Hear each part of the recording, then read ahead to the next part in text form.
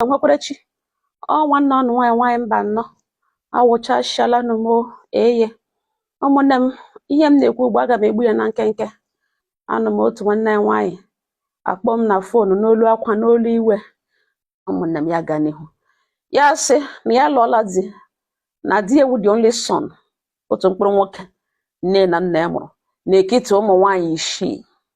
Ya nwa nwoke tokwara nụ ke nta na nwaanyị wụ last born.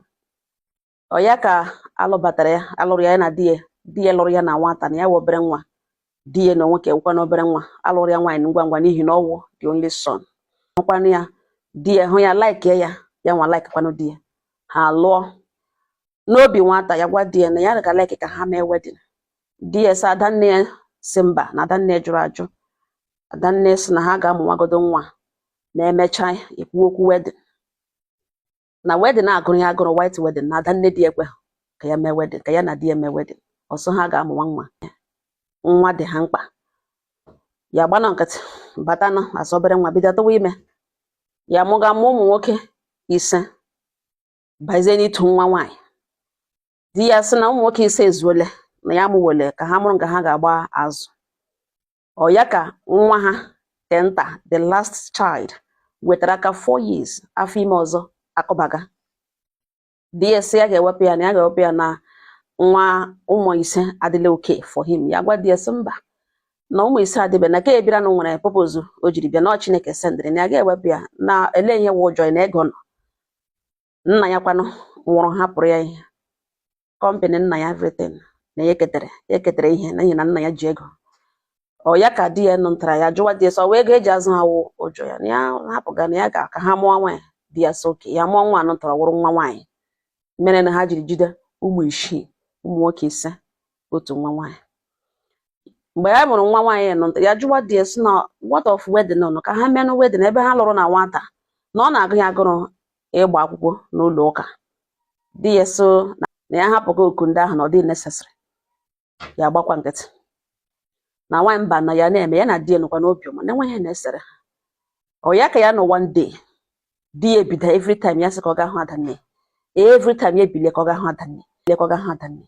ya gbana ya nkịtị nwekwara ihe ya kpọrọ n'ihi na ya mụrụ na mma ya na Adanne di ya na ọ gakọta na aka Adanne di ya ahụ ihe a na-eme 1 year, every 2 weeks, 1 week, 3 days, 4 days, every ọ gakwa na ọ ga-alụ dadị, ọ ga-anọtụta nọkwa some days. Ya gba ya nkịtị filie na ọwa ịhụnanya Adanne. Ọ ya ka ya nọ one day nwanne di ya ke ntakịrị ke di ya toro ke last born ọ nụtara ke ya na ya bọrọ na ezigbo mma ka ahụ hụrụ ya n'anya hụ ya ụkwụ ya gwere na ka ahụ akpọwa ya ọ lụkwala nụ di ji ụmụ 3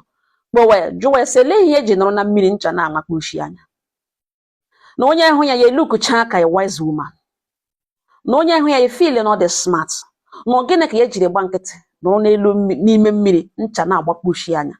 Ya jụwa ya sị kpe ya aha ya petine ma na-akpe sị elekwana ihe o ji ekwu ote nele n'elu mmiri ya nọ ma ụfọ ka ncha iji amakpe na onwere ihe ọ chọrọ ịgwa ya na ọ gwana ya nọ.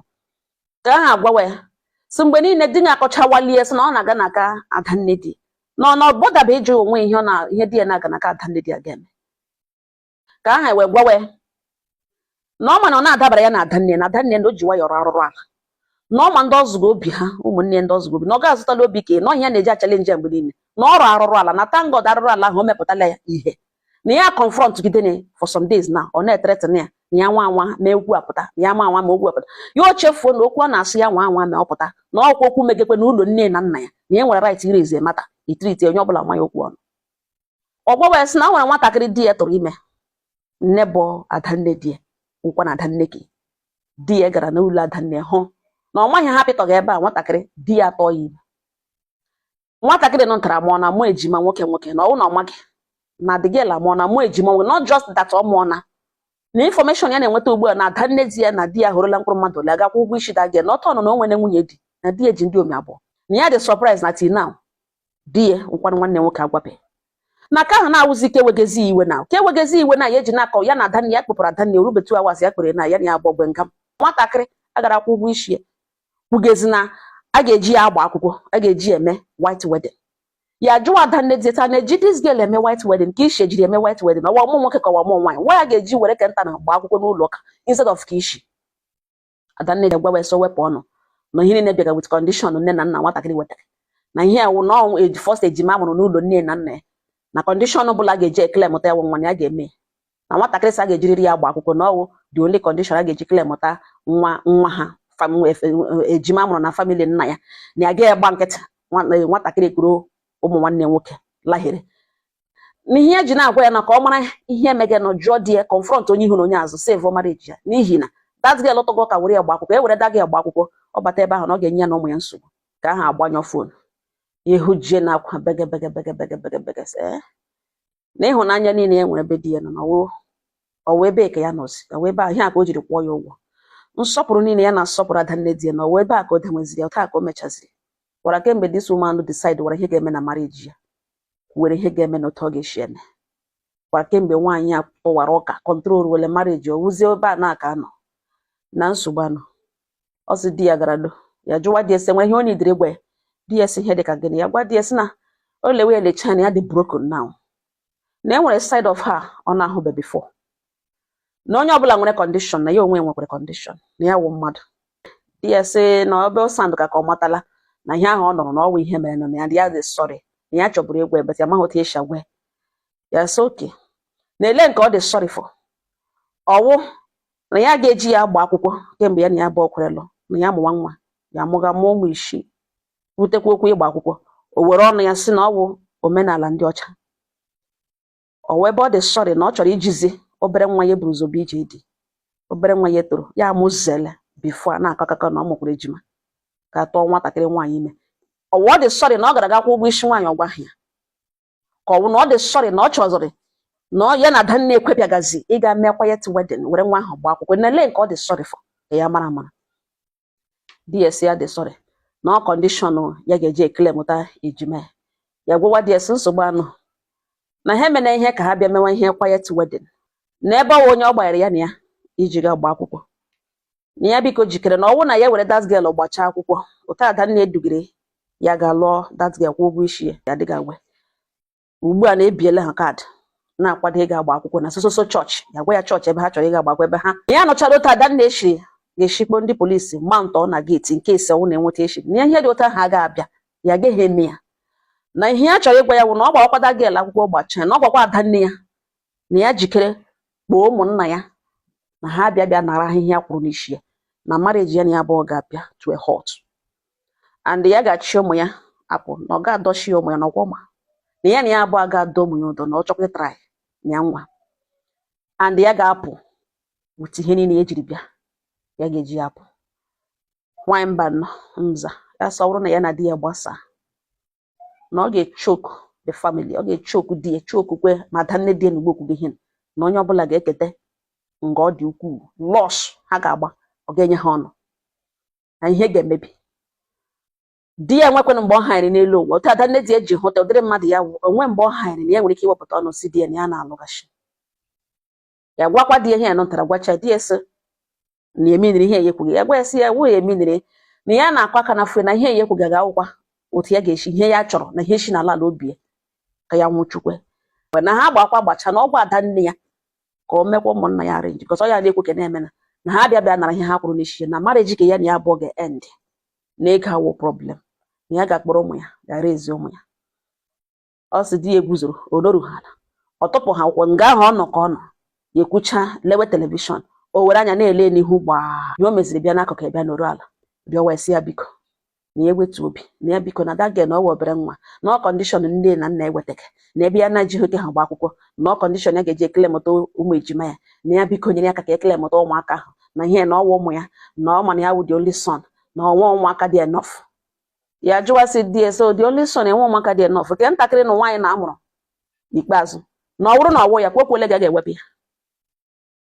then ya gaziga rigoro obere nwa elu without protection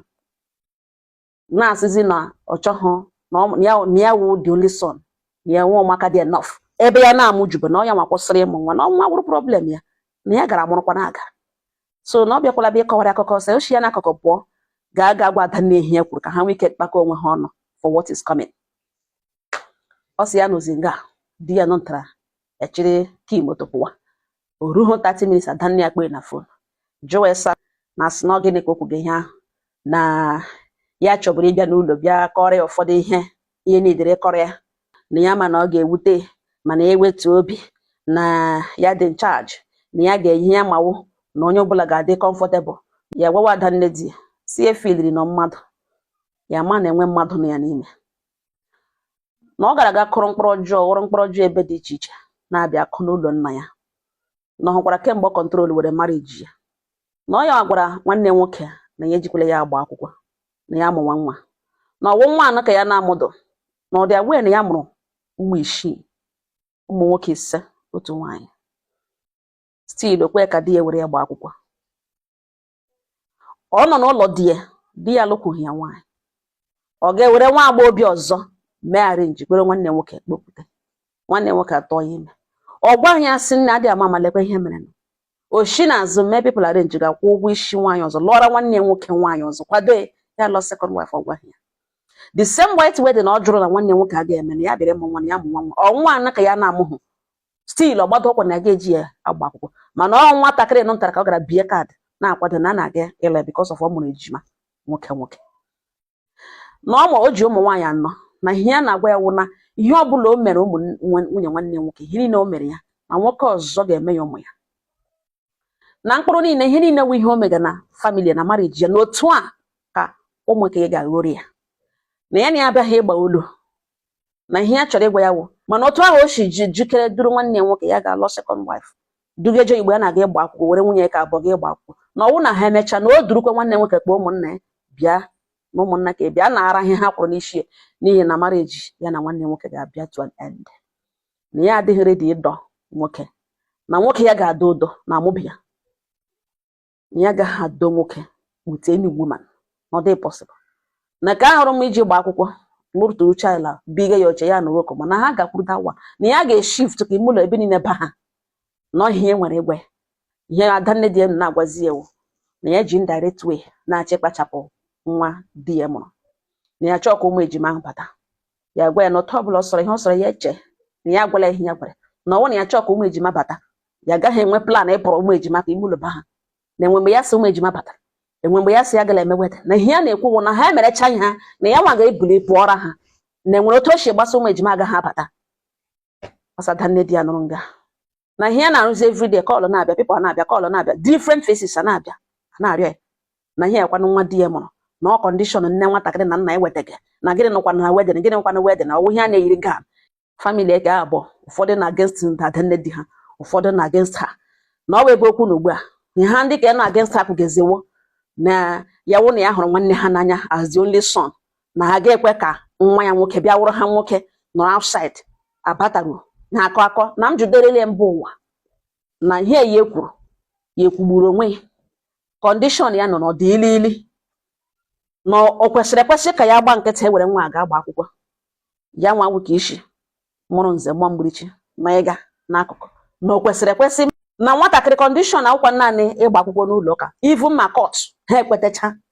agala hụ through the whole process na ya nwazi nwoke isi na m juderele ya ụmụnne jụọra ya ụmụnna na ndị na-ege ihe m na-ekwu na ọ gịnị ka ha si ya mee na ya kọndishọn ya wụ na di ya gbaghala akwụkwọ were nwatakịrị ahụ gba akwụkwọ n'ụlọ ụka ya lawa enwepe ndị na-abịabịa naanị ihe arịọga ya wụ na ya lakwala faya ka e were ka ahụ lụọ mee wedin were kele mụta ụmụ ejima na m juderele ya ụmụnne